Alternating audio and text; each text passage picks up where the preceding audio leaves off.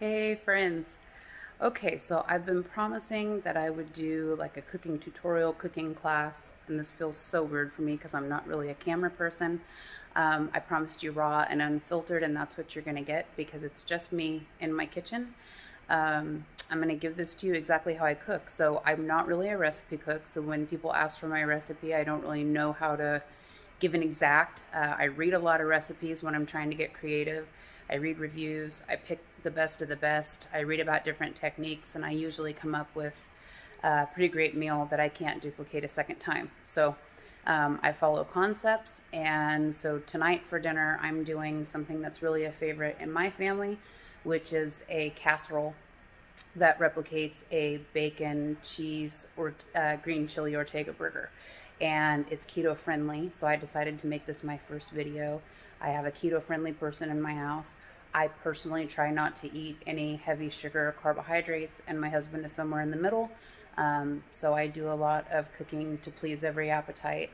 And it takes me a really long time to make meals that take some people 30 minutes, and that's just because I chase Amelia. So today, she just laid down for a nap. My kitchen is a disaster because I've already cooked for her 3 times, so I'm going to clean up my mess from Amelia. I'm going to pull out all of my ingredients, and if she cooperates and takes a long enough nap, I can start my prep for dinner.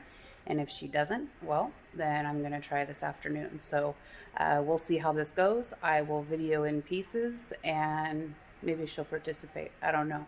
So I'll be back with a bacon cheese Ortega chili burger casserole, keto friendly. See you soon.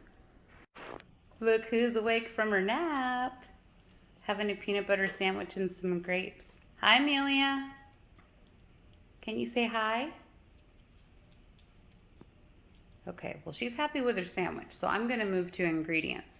I pulled out all the ingredients that we're going to need to make dinner tonight. I do need some fresh tomatoes still, and I'm sending David to the store for those, but I won't need them until later. If you have fresh tomatoes already, slice yours up and get them ready and set them aside. For seasoning, I'm going to use Montreal steak, which is just a blend of basic seasoning. If you don't have that, you can use your own blend of sea salt, black pepper, garlic, smoked paprika, or if there's a seasoning that you like in your household, you can use that too. I'm just going to use Montreal because I have it and it's easy. I'm also going to use flame roasted diced green chilies. We use a lot in this house, so I have a big jar of it. It's huge in Texas, and this is just a brand we get here, but any brand is fine as long as they're diced. You're going to use between 3/4 of a cup to a cup depending on how they blend into the ground beef. So I'm going to set aside a cup of green chilies. I'm using a red onion. You can use any colored onion you want. We just like red in our burgers in our house. Avocado, which is going to get sliced fresh and put on at the end. I'm going to cook up 8 pieces of thick sliced bacon, and what I usually do while it's raw is pull out the 8 pieces, 8 slices, chop it into small pieces, fry it up crispy and set it aside because it's going to get mixed right into the casserole. And then Velveeta cheese. Now, I usually try and do this as a 2 or a 3 cheese, but I always choose Velveeta as my first cheese because it melts really well and it sits good in the center of this. So I'm going to do Velveeta today, but I also happen to have extra sliced provolone from the deli in my refrigerator that I need to use, so we're going to do Velveeta and provolone.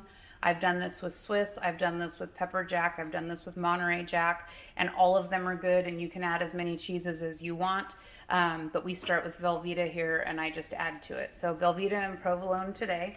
And then I did buy 80-20 ground beef. I always use 80%, and that's just because you get a more tender beef. I used to use 90-10 for the low fat, but I noticed that it just kind of gets dry, and I just don't enjoy my food as much. So the higher the fat content, the more tender the beef. And if you have a different preference, you can choose your own ground beef.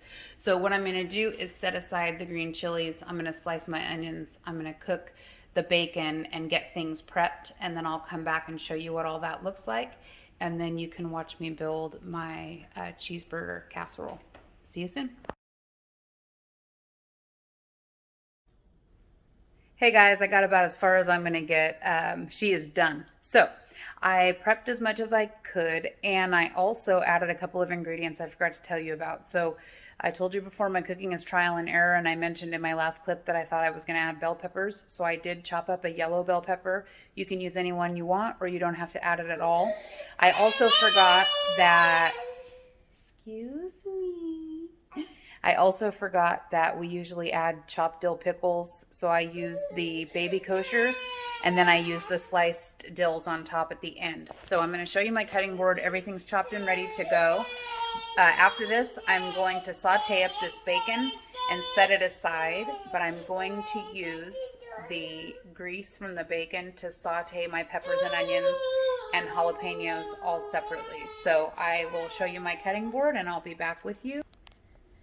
So we have the Ortega chilies set aside,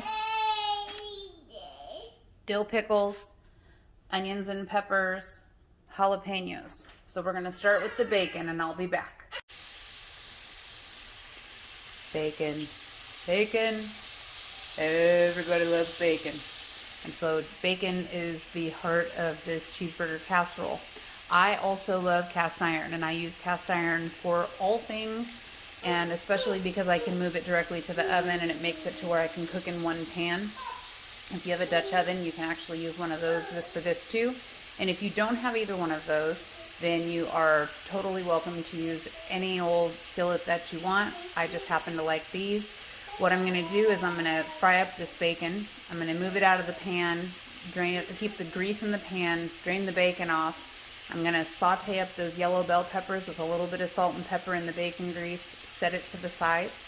I am going to then do the same with the onions. Actually, I'm going to do the onions and the bell peppers together with a little bit of salt and pepper in the oil, set it aside. And then for the guys in my house who love jalapenos, I'm gonna also saute these up a little bit in that bacon fat and salt and pepper just till they get a little tenderized and set them aside. So all of these vegetables are just gonna be soft sauteed. They will, the pickles are gonna be left raw, and the green chilies will be mixed into the fold as well. So I will eventually be slicing this cheese. I just wanted you to be aware of what is happening. There's my bacon and my sous chef who's letting me know that she needs a few minutes of my time, and I'm gonna give it to her. So we will be back. Hi, Amelia. Are you helping Mommy cook bacon? Can you say hi?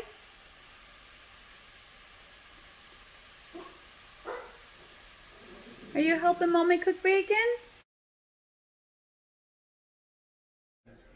I'm back, and I cooked most of the toppings and things that are going to go inside this casserole.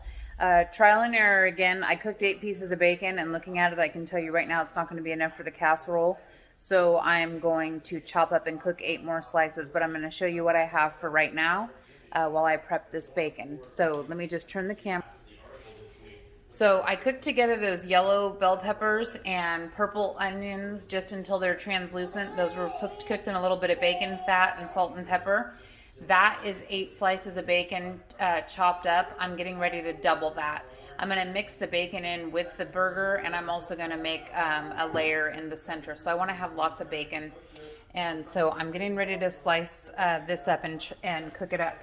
I did just quick saute some jalapenos. They're still fairly crunchy. I just whipped them in a little bit with, I'm sorry, not whipped. I just stirred them in a little bit of hot bacon grease, salt and pepper, and just started to get them a tiny bit tender, but they're still pretty crispy.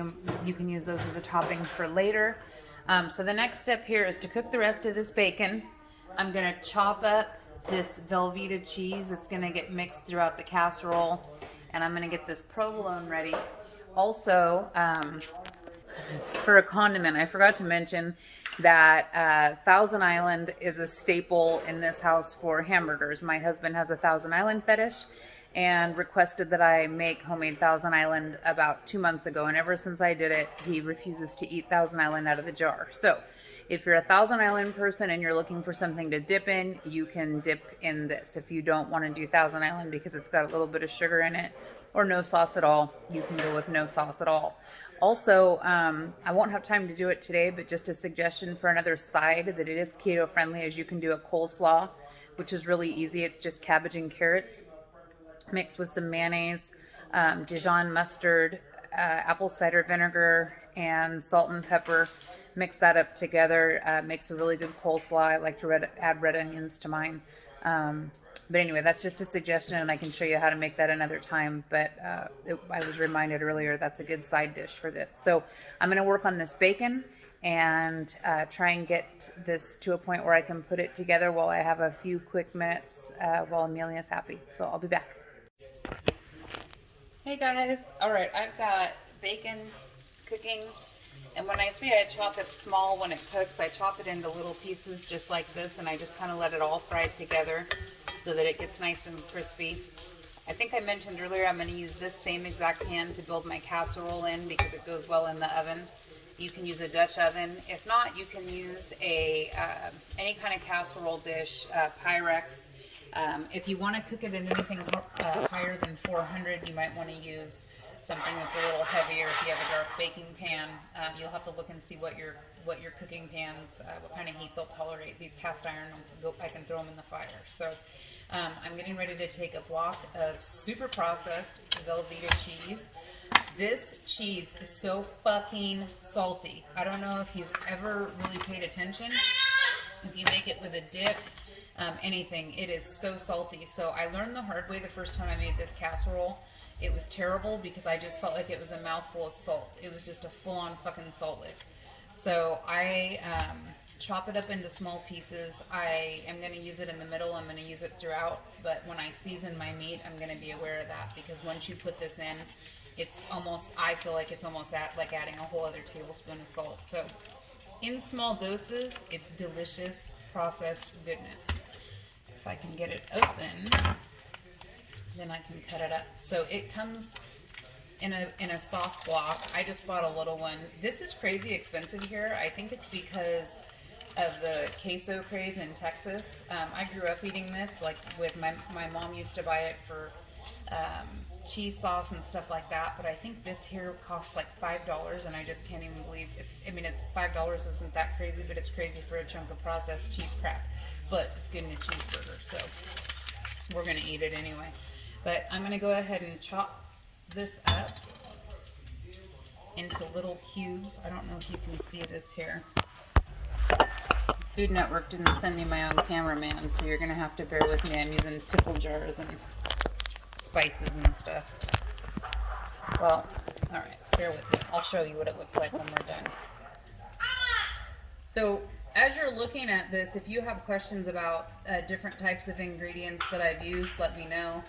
I try as much as I can to use organic and antibiotic-free meats, but I'm mixing it with Velveeta cheese, so it's all in balance. A lot of times I'll pick fattier contents of meat. Fat is flavor, which is why I keep pushing the 80-20. When I was young, I grew up, my heaviest weight was 380 pounds, and when I really started watching my weight and people started talking to me about my weight, that was back in the late 80s and early 90s when everything was about aerobics and fat-free dieting. And I got wrapped up in the fat-free brainwashing, and I realized that fat-free equals higher sugar. And as a person who was almost 400 pounds, I've had to just kind of find my way around that. So I use some foods that are higher in fats than I do sugars, but I really try and watch the ingredients that I use, but I'm not perfect. When it comes to meats and things like that, I do the best I can, but I'll pick a fatty burger before I'll pick something that's sugar-free.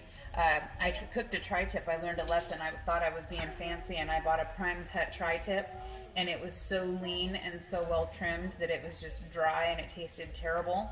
And here in Texas, they sell select, choice, and prime meat. So I buy select tri-tips, which are bottled by the barrel, but they're cheap and they're fatty and they come out the best. So that's a whole other meal. But my point is, with beef, the fattier it is, the more flavor you get. And don't be afraid to use something fatty. It's not gonna hurt you if you do it in moderation. So I've got my cheese almost completely chopped up here into little tiny cubes. I'm gonna check my bacon and set everything aside. I have a total phobia of touching raw meat. It grosses me out. I do not like to touch the inside of a turkey. I don't even pull the neck out at Thanksgiving. I have somebody else do it for me. And the last thing I want to do is form hamburger patties with my bare hands. So it grosses me out. So I'm going to go get some gloves so that I can make this this mushy meat casserole. And I'll be right back. Are you going to take a nap? What do you think? He's not even here. Say mama. Are you going to take a nap?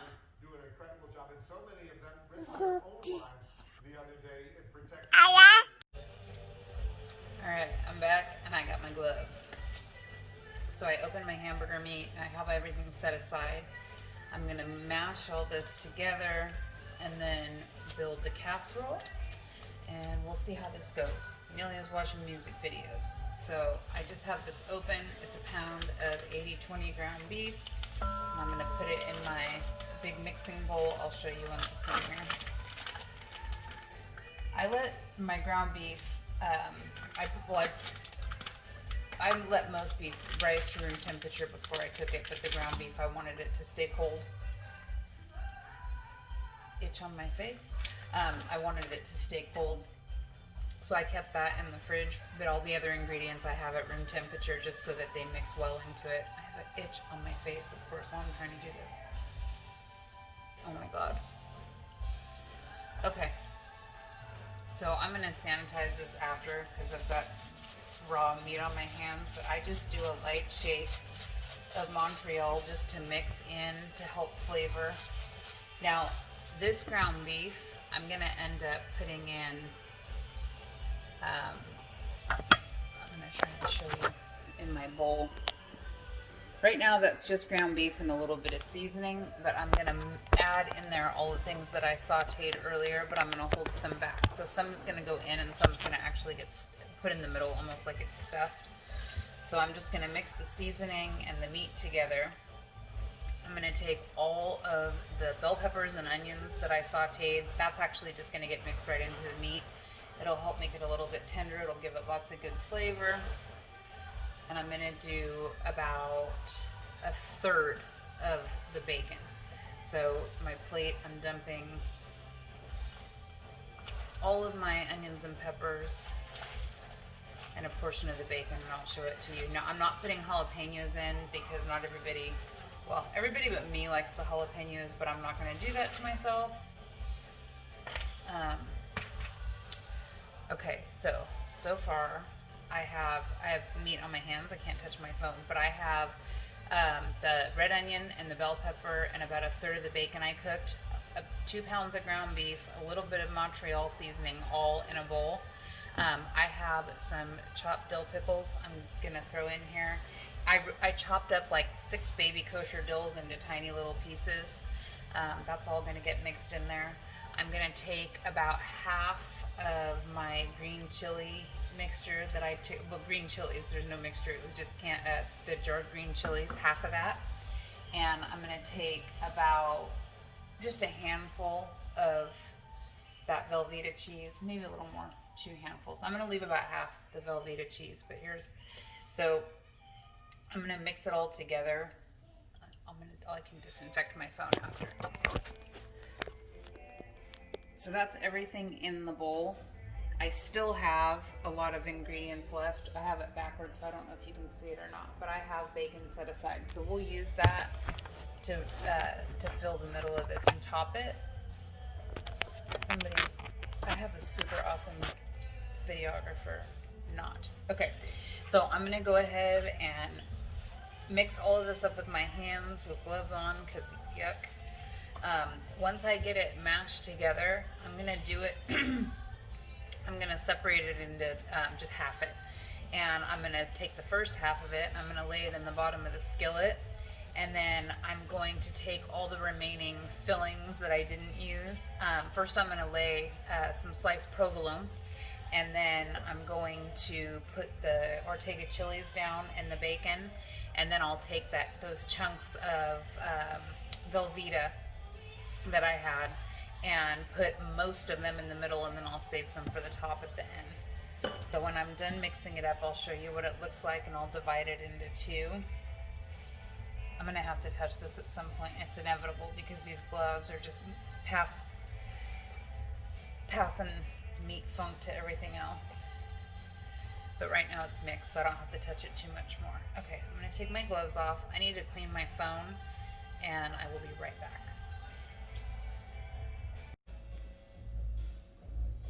Hi. Okay, I'm here.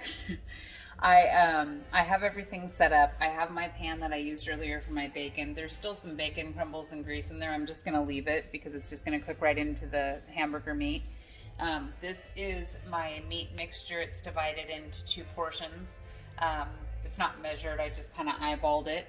And then I do have my leftover bacon, some cheese, some Ortega chilies, provolone, and we're gonna stuff the middle of this. So I'm gonna put my camera back up. Hopefully you can kind of see what I've got going on here.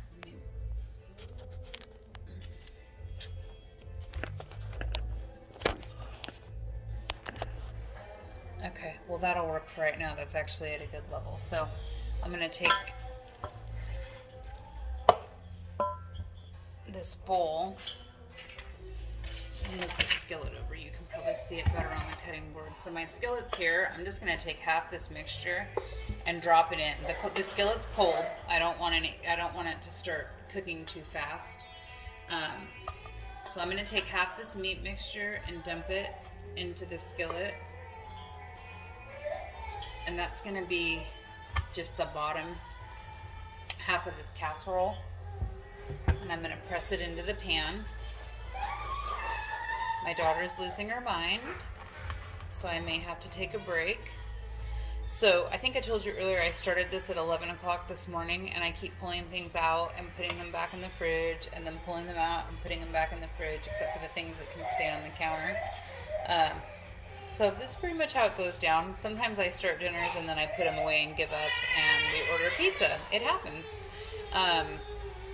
So I can tell by the way she's acting that I'm probably going to have to take a break between now and the next layer. So as soon as I get this pressed in, I'm just using a wooden spoon to kind of push the meat mixture evenly into the bottom of the pan so it sits flat.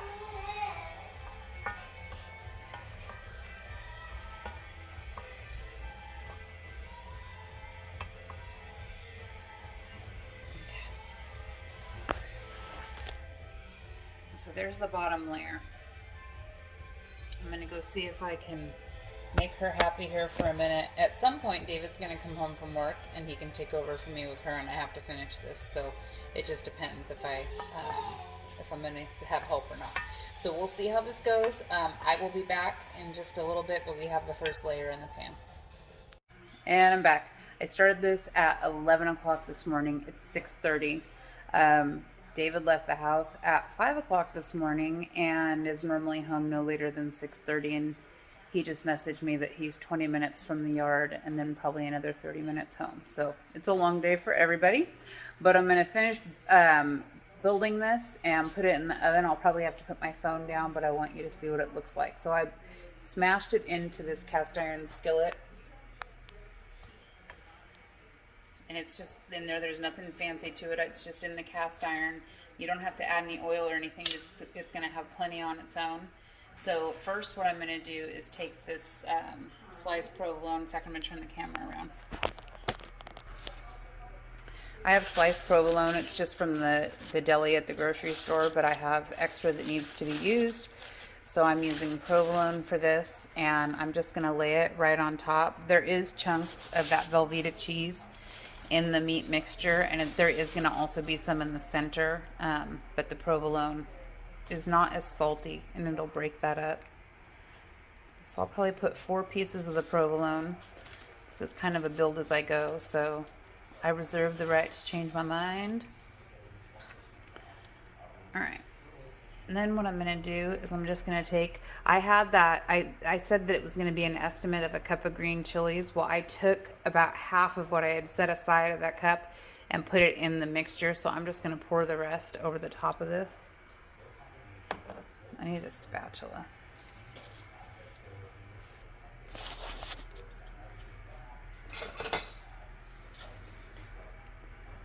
just a thin layer.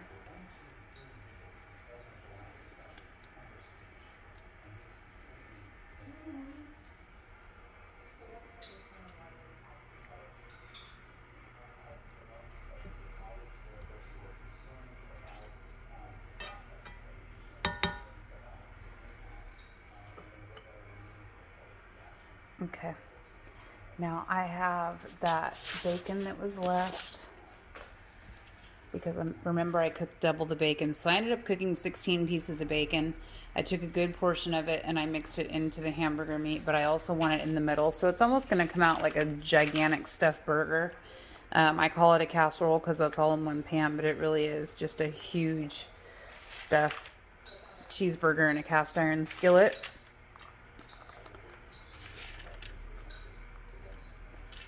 I'll save a little bit for the top. And then, so I did a layer of provolone. I did some diced green chilies and bacon. And then I'm just going to take the Velveeta. Now, the first time I made this, you almost couldn't see everything underneath. I put the Velveeta so thick, but it, like I told you earlier, it was a salt lick. This is the saltiest fucking cheese ever. So with bacon and everything else, just really be careful or you'll be sorry. So I kind of leave spaces. It's going to melt and it's going to melt down in between the two burgers. And then I'll leave a little bit of bacon and cheese just to put on top. Okay.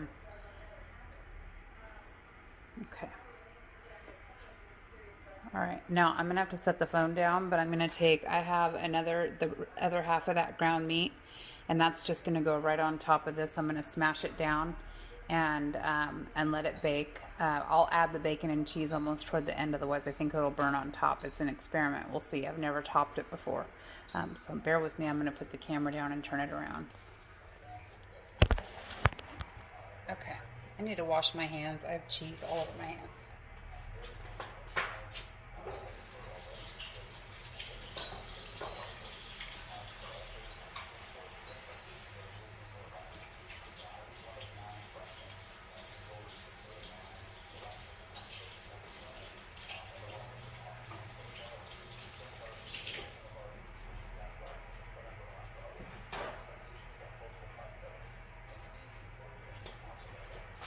Okay. This is the rest of that ground beef, and this is the spatula or the spoon I used earlier.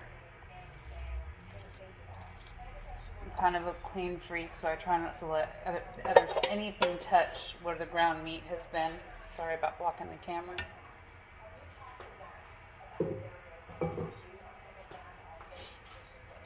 Alright, so I'm just going to smash this down and try and do an even layer. What we're going to do is we're going to put it in the oven and bake it. I set the temperature at 400 degrees. So 400 degrees is safe for all glass Pyrex. You can use dark baking dish. You can use a loaf pan. If you only want to do a pound of ground beef, go for it. A pound of ground beef would not feed. It would not feed everybody in this house, I guarantee you that. So I do 2 pounds, but you can do a loaf pan if you want to cut it in half. It's a really good thing to portion out and freeze. I will sometimes portion out individual do a loaf pan and portion it out into 4 or 5 servings, and then David freezes it and takes it to work, and it heats up really easy. So, okay, so I have this layered. I'm going to go ahead and just put it in the oven at 400. I'm going to set the timer for 20 minutes. At 20 minutes, I'm going to pull it out and check it. I will just keep checking the internal temperature. I want to make sure that the meat is cooked at least medium, so that when it comes out and rests, it'll rest to medium well. It will probably be greasy, so we'll see how it looks. If it's greasy, I'm going to turn it over and flip it onto a different dish to drain off the grease, so that it's not saturated. So we'll see what happens, but I'm going to put it in. I'll show you what it looks like before it goes in the oven. I'm going to set the timer for 20 minutes. When I pull it out at 20 minutes, as long as it looks like it's close to done, I'm going to put the leftover cheese and bacon on top so that it'll melt. If we put it on too soon, it'll burn. So I'll show you what it looks like right now before it goes in the oven, and I'm going to hopefully clean up my mess here so that when it comes out, all I have to do is top it and bake it. I'm going to do steak fries on the side. Like I said, you can do coleslaw, you can do baked mozzarella. You can do a variety of things. You can even do fried onions if you don't coat them. That sounds kind of gross, actually. I would, never mind. You could actually probably coat them with pork rinds and egg and fry them, and they would be delicious. Now that I think about it, maybe we'll try it. Anyway, I'll show you what this looks like, and just like that. So I'm going to put it in the oven at 400, set the timer for minutes, and at the end of 20 minutes I'll pull it out, and if the internal temperature is close enough to where I need it to be for medium, I will pull it out. I will put bacon and cheese on top and throw it in for another couple minutes just to finish melting it, and we'll pull it out and let it sit. Cut into it and see how it goes. All right, see you in a little bit. My timer went off after 20 minutes, and I need to check this. I want the internal temperature to be about 130 degrees, which is not quite done, but that's because I'm going to put it back in the oven so I can melt the cheese and bacon on top. I was not ready for it to be done, so I do not have my thermometer ready. Yeah, I don't function well in the afternoons, especially this late. And I'm a little all over the place. So, I'm going to take this out. I'm going to check the temperature on it. I need to close the oven first. I'm going to check the temperature.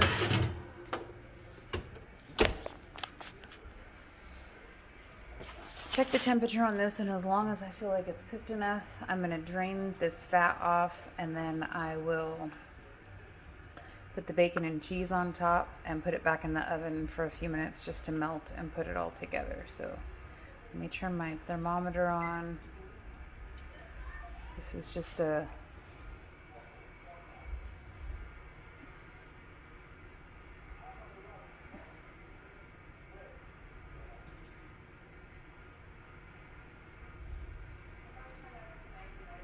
Yep, some of it's already medium well, so I'm going to go ahead and pull it. I cut that suddenly, so I'm actually going to drain the fat off of that. It's a little too fatty for my taste. I'm going to drain the fat off of that. The cast iron pan is super heavy, so I have to have both hands to do that. So I'm going to turn the camera off, but I'm going to drain the fat off of this a little bit. And then I'm actually going to put it in the oven and back in for just a couple minutes at 450, just to make it a little bit brown on top with the toppings. So I'm going to stop the video for a second, get this ready to go back in the oven, and I'll come back. Right on time, the baby's awake. David just got home, so I had to hurry. I took 4 slices of provolone, and well, first I drained the extra fat off of this just because it was a little soupy. It was kind of gross. I put 4 pieces of provolone down. I crumbled the rest of that Velveeta cheese and the bacon, and I'm going to put this back in the oven. I upped my temp to 450 just to give it kind of a bubbly top. I'm not going to leave it in there too long because I've already got a medium well center, but it's ground beef, so I want it cooked a little better than that. But I'm going to put it in the oven, and I'll come back in a couple minutes and let you know what it looks like after I check on my baby. Okay, it came out of the oven. It was at 450 for 5 minutes. Everything's melted. I'm going to let it sit. I'll probably try and pull it out with a spatula and put it on a different platter to cut it because it'll pull it out of that grease. I've got avocados and onions and tomatoes to put on top, and then jalapenos for the boys. And so, excuse me, as soon as we get ready to cut it and dish it up, I will, that you can see what everything looks like, but we'll see. If I can get this transferred out of the pan, I will video so you can see how I do it. Okay, I'm going to try and switch this from one pan into a different one using 2 spatulas so that I don't have to deal with the puddle of grease, and I can still cut it directly in the pan. So I'm going to set this down. I don't know if you'll be able to see me do the whole thing, but we'll try. First of all, this is a colder skillet on this side, and I've got the hot skillet, the cheeseburger skillet right here, and I'm just trying to get them side by side so that the casserole doesn't have to move very far. This thing is hot, hot. So I'm just going to run one of my spatulas around the outer edge just to kind of free it up. It's kind of meatloaf-like, so it's pretty solid. It should come right out for me, I hope, but it's just too fatty to leave in the pan. It'll be kind of gross if I do that.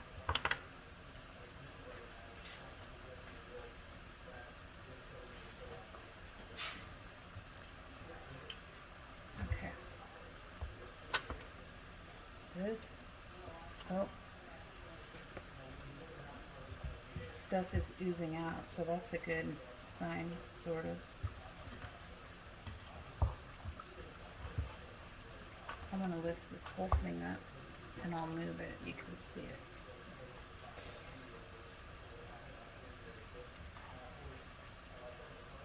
Fuck. Okay, a piece of the bottom broke, but that's okay. Here, I'll show you. I just transferred it to a different pan so I can cut it direct with all that, without all the fat. So there it is, and I'm just going to almost cut it like a pie. And what I did was I just moved it out of all of that. Now there's some cheesy goodness in there if somebody wants to drizzle it, but for the most part it just kind of got it out of that beef fat. I'm frying some steak fries for David. I did make some coleslaw for Jake at the last minute, so he's going to have coleslaw with it. I don't have time to show you how to make coleslaw today. This was an 8-hour project throughout the day just to get dinner done, and I was glad to get this done. So steak fries it is tonight, and I think we're going to do chicken lettuce wraps next time. Okay, I'm back. I forgot I had to make Thousand Island. So I'm going to make some Thousand Island, and then once this is done, I'll put a plate together so you can see what this casserole looks like.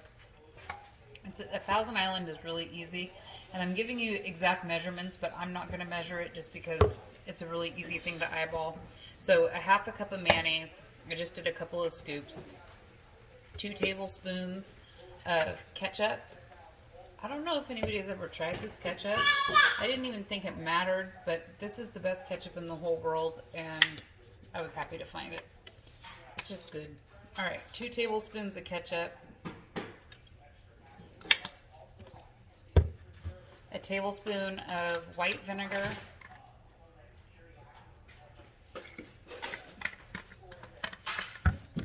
And then a couple of teaspoons of sweet pickle relish.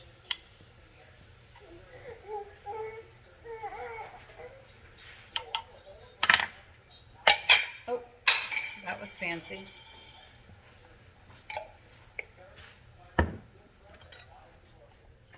Some chopped onion, which I actually already have from my condiments from earlier.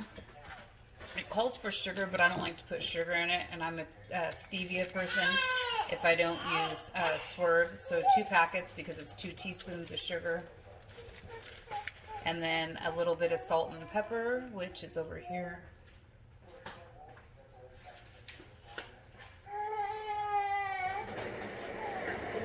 Amelia's getting restless. She woke up from her nap. She's already had dinner. She already had some cheeseburgers. She approves. She ate 2 helpings. Okay, I'm just mixing this up.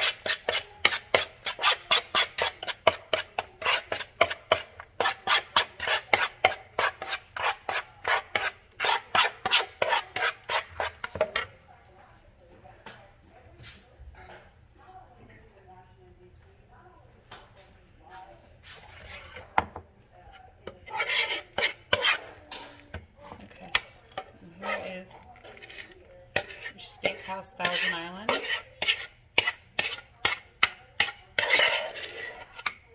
So this is what we usually dip ours into. I like to add a little bit of pepper at the end. I like a lot of black pepper in my Thousand Island, but it's all up to you. Like I said, if you don't want to use Thousand Island, you can use salsa. A salsa verde would be really good with this. A pico de gallo. I tasted it. It's really cheesy, so I wouldn't do a whole lot more with cheese and stay away from salt. I'll plate it up and I'll show you what it looks like when I'm done.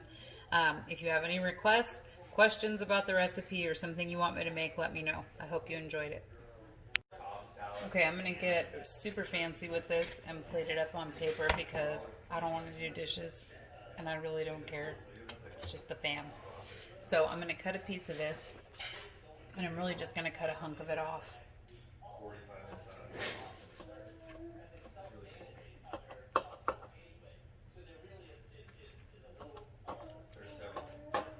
make this plate for David and top it with everything, and then that way you can see it as a sample.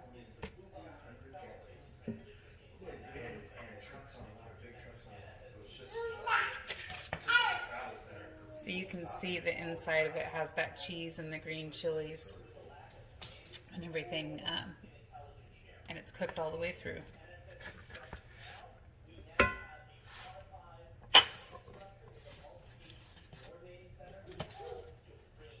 So now I'm just gonna top it.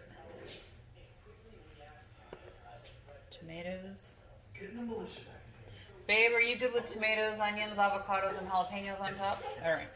I guess I should ask.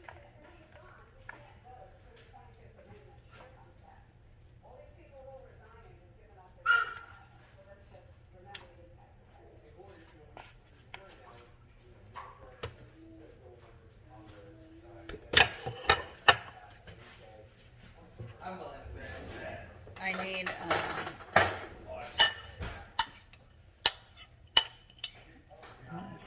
jalapenos on top.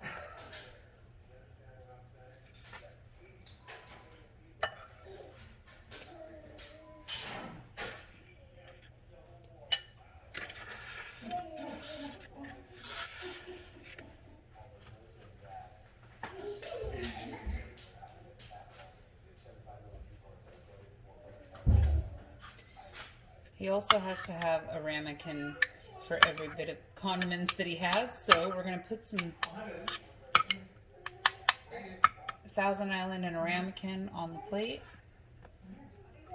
and some fries.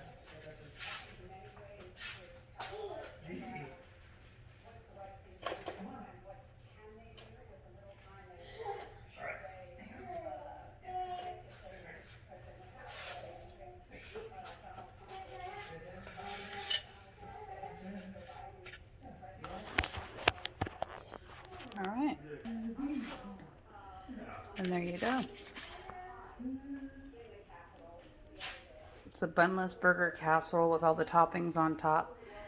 He's having steak fries and Thousand Island. But you can do yours with coleslaw or salad or baked mozzarella or anything that you like. And you can add as many or as little toppings as you want. Sauteed mushrooms is a good addition. So this was fun. I'll try again.